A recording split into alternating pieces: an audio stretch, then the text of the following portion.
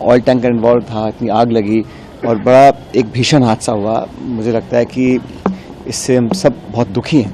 जांच अवश्य करें किन कारणों से इतना बड़ा हादसा हुआ, इस पर बहुत गंभीरता से ध्यान देना पड़ेगा कि हम सेफ्टी नॉर्म्स को हम फॉलो कर रहे हैं कि नहीं कर रहे हैं। इसमें जांच करनी चाहिए कि इसमें कौन जिम्मेदार है, वाहन चालक है या लापरवाही हुई है, कहीं ओवरसाइट हुई है, कहीं सेफ्टी नॉर्म्स का उल्लंघन लोगों ने किया है, कौन लोग इन्वॉल्व थे, इस पर तो जांच पूरी होनी चाहिए। हम हर बार घटना होती है जांच कराते हैं फिर ठंडे बस्ते में डाल देते हैं। उसको लागू करने के लिए, सेफ्टी नॉर्म्स को लागू करने के लिए, अच्छी प्रैक्टिस लागू करने के लिए मापदंड बनाने पड़ेंगे और कोई ना कोई जिम्मेदारी लेगा हर स्तर पर। लेकिन इस प्रकार की घटना होने से पूरे देश में आज एक शोक का माहौल है और मैं दोबारा जिनकी मौतें हुई हैं उन सब के परिजनों को अपनी सांत्वना देना चाहता हूं और उम्मीद करता हूं कि जो लोग अभी हॉस्पिटल में हैं ये सब बहुत जल्दी स्वस्थ हो रही है और जो बेस्ट पॉसिबल मेडिकल हेल्प उनको मिल सकती है वो लोग यहाँ मुहैया करा रहे हैं। और रोड पर क्योंकि वो हादसा, क्योंकि इसमें ऑयल टैंकर इन्वॉल्व था, इतनी आग लगी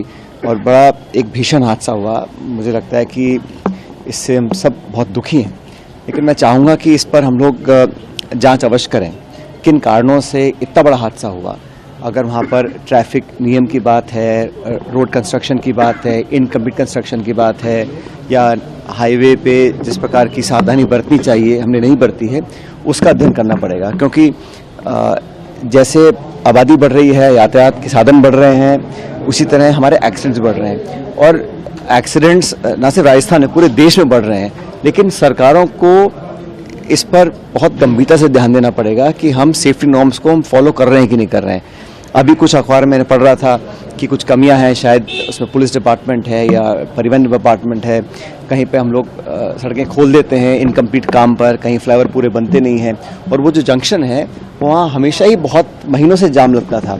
कई बार मैं भी जाम में फंसा हूँ, लेकिन इस प्रकार का हादसा होगा कल्पना नहीं करी थी। इसलिए आने वाले समय में अगर हमें ऐसी घटनाओं से बचना है तो बहुत सावधानी बरतनी पड़ेगी, न सिर्फ सरकार को लेकिन जो लोग भी हैं, हम लोग भी जो सड़कों पर चलते हैं थोड़ी सावधानी से काम करें। क्योंकि जिस प्रकार आग लगी है, लोगों की मौत, मैं देखकर बड़ा मन खराब हुआ क्योंकि 70% 80% बर्न्स लोगों को हैं जो अभी आईसीयू भर्ती हैं और बहुत लोगों की मौत हुई है। मैं बड़ा दुख हम सब लोगों को, उम्मीद करता हूं कि ऐसी घटना कभी ना हो। मृतकों के लिए सरकार से कोई विशेष मांग नहीं, सरकार ने, जहां मेरी जानकारी, सरकार ने कुछ आर्थिक मदद लोगों को दी है और भी अगर जरूरत पड़े तो सरकार को करना चाहिए, ना सिर्फ राज्य सरकार को लेकिन केंद्र सरकार को भी। क्योंकि ये अधिकांश जो लोग थे वो बहुत साधन संपन्न नहीं थे और वर्किंग क्लास के लोग थे, तो उनकी जितनी सहायता हो सकती है करनी चाहिए, सरकार को भी, हम सब लोगों को करनी चाहिए।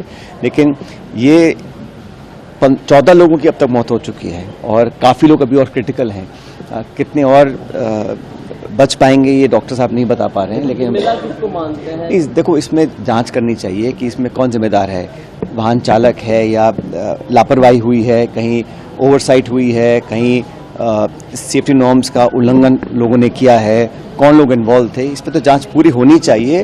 लेकिन जांच के बाद उस जांच से सबक लेना पड़ेगा। हम हर बार घटना होती है जांच कराते हैं फिर ठंडे बस्ते में डाल देते हैं। उसको लागू करने के लिए, सेफ्टी नॉर्म्स को लागू करने के लिए, अच्छी प्रैक्टिस लागू करने के लिए मापदंड बनाने पड़ेंगे और कोई ना कोई जिम्मेदारी लेगा हर स्तर पर, सरकार के स्तर पर, जिला स्तर पर, विभाग के स्तर पर, डिपार्टमेंट के स्तर पर और समाज के स्तर पर भी।